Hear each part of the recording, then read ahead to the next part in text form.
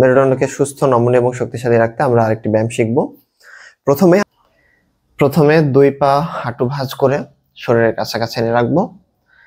2 হাতের তালু ঘাড়ের পিছন দিয়ে রাখবো, আঙুলগুলি যেন শরীরের দিকে থাকে। এবার 2 হাতের তালু এবং পায়ের ওপরে ভর দিয়ে কোমর থেকে পুরো শরীর ওপরের দিকে উঠাবো এবং ব্যালেন্স করব।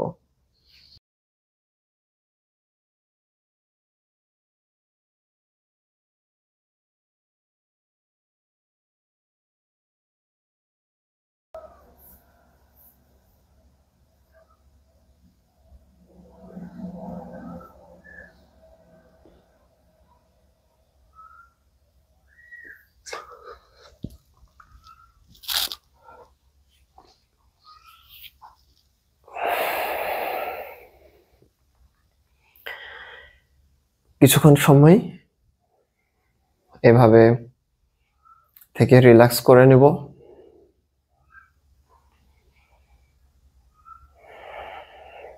এরপরে উঠে বসবো।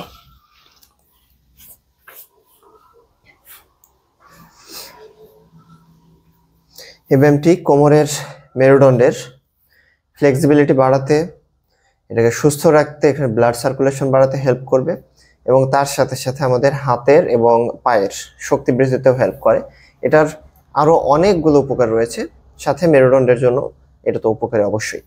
তো এই ব্যায়ামটি আমরা নিয়মিত করতে পারি, তবে যাদের শুরুতে আমরা শিখছি তাদের জন্য একটু চ্যালেঞ্জিং হতে পারে, তারা ধীরে ধীরে এটা ইমপ্রুভমেন্ট করব।